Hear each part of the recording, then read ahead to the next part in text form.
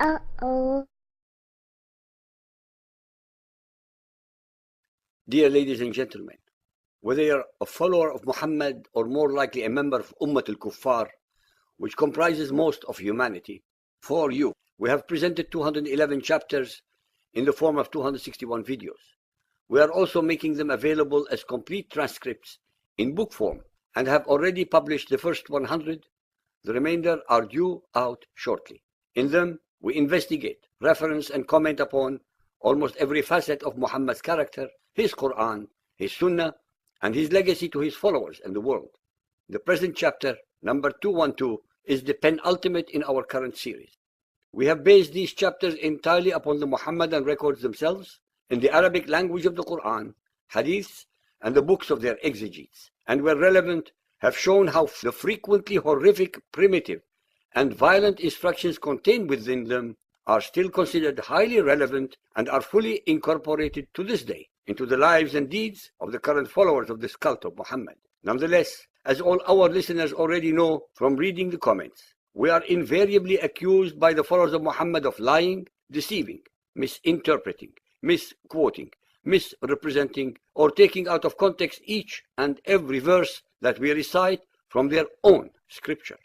Many followers of Muhammad use violent language against us to substitute for the physical violence that they would have rather inflicted upon us.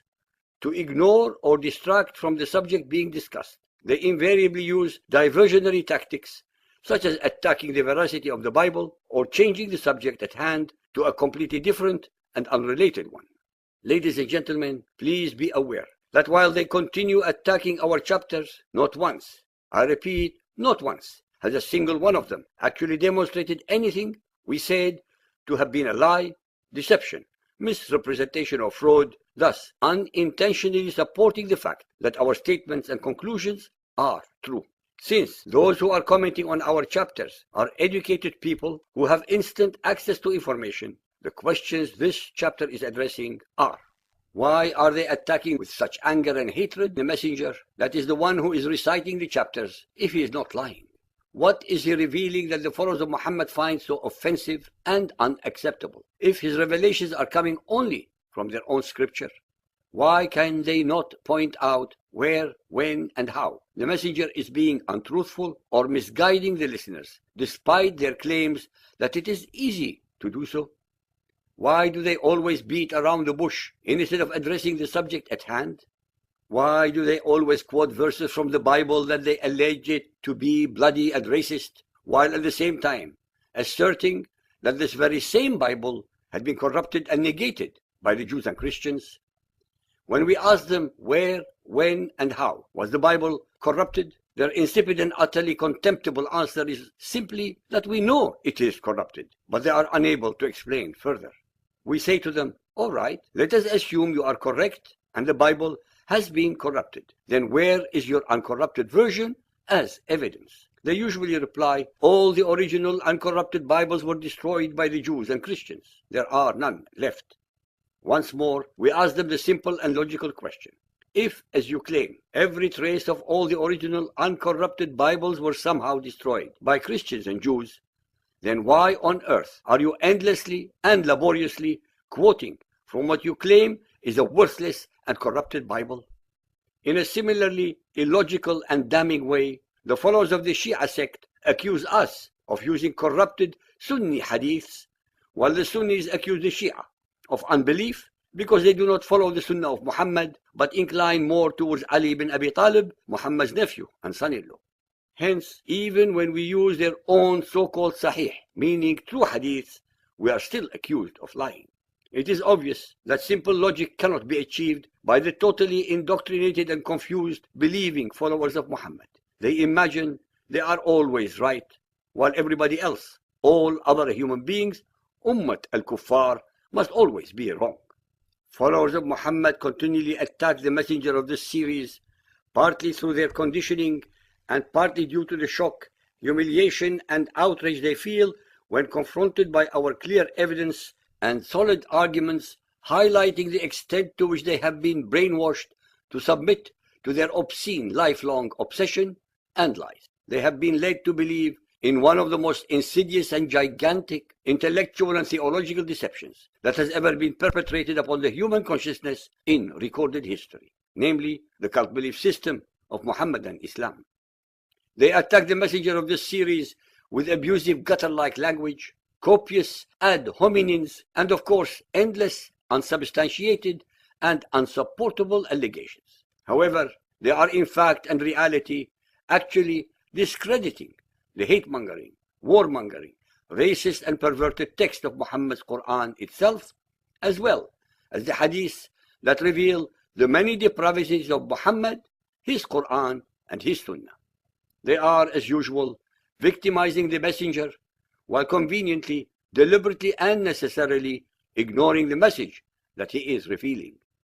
I would like now to summarize a selection of irrefutable conclusions reached entirely from studying the Muhammadan records in the Arabic language of the Quran, hadiths, and their scripture. These conclusions must surely destroy the myths and false propaganda of Muhammadan Muslims and their apologists among the politically correct in academia, the media, politics, and the clergy. That Allah is most definitely not the same as the God of Abraham, Moses, or Jesus. Allah is actually only the name of the supreme rock God of the Arab. That Abraham and Ishmael were never in Arabia, nor did either of them have anything to do with building the foundation of a pagan shrine there called the Kaaba. That Islam does not mean peace, but means only submission, that is, submission to the will of one God. That jihad is not a spiritual struggle for bettering the Muhammadan Muslims to attain a higher consciousness, but on the contrary, it is a state of eternal warfare against all human beings who do not believe in Allah and in Muhammad as his messenger. That jihad is an unremitting war that was declared unilaterally by Muhammad 1400 years ago, and that his followers continue, even as I am speaking, against 80% of humanity, the so-called unbelieving kuffar, all Christians, Buddhists, Hindus, Jews, animists, and many others. That Muhammad was not a prophet, let alone the last one.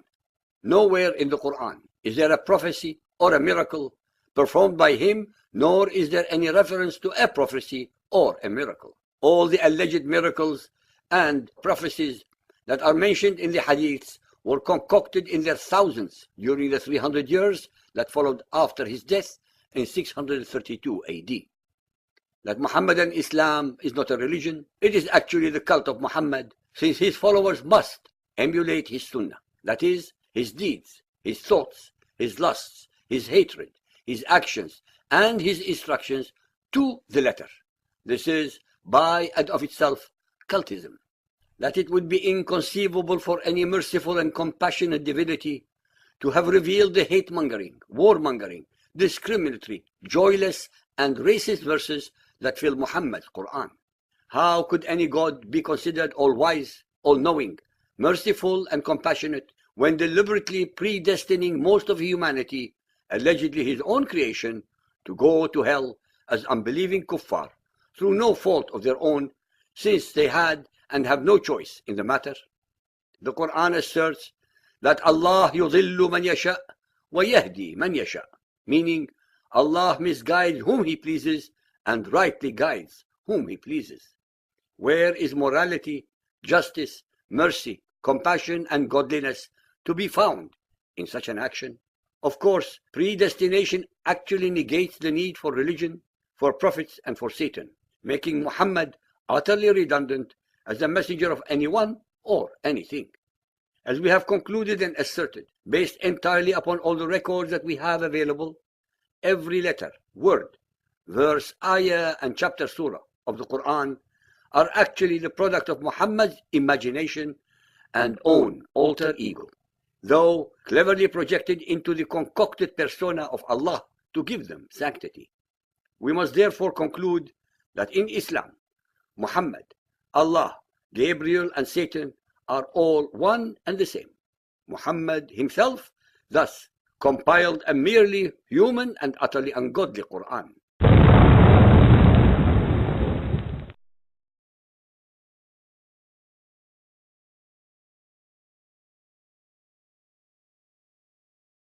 In the next and final chapter 213, we will present light and hope for mankind at the end of this depressing and ever-darkening tunnel.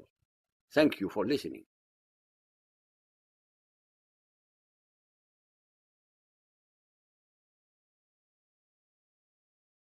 Incorporated to this day into the lives and deeds of the current followers of this cult of Muhammad. Nonetheless, as all our listeners already know from reading the comments, we are invariably accused by the followers of Muhammad of lying, deceiving, misinterpreting, misquoting, misrepresenting, or taking out of context each and every verse that we recite from the 212 is the penultimate in our current series.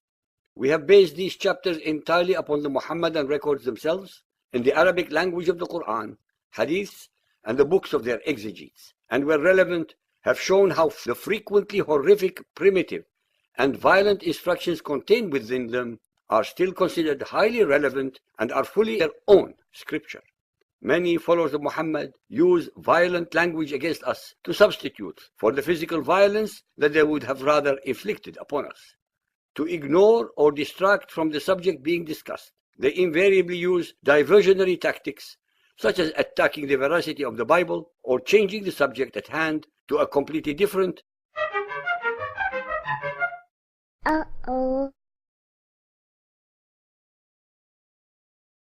Dear ladies and gentlemen, whether you're a follower of Muhammad or more likely a member of al-Kuffar, which comprises most of humanity, for you, we have presented 211 chapters in the form of 261 videos. We are also making them available as complete transcripts in book form and have already published the first 100. The remainder are due out shortly. In them, we investigate, reference, and comment upon almost every facet of Muhammad's character, his Quran, his Sunnah, and his legacy to his followers and the world. The present chapter, number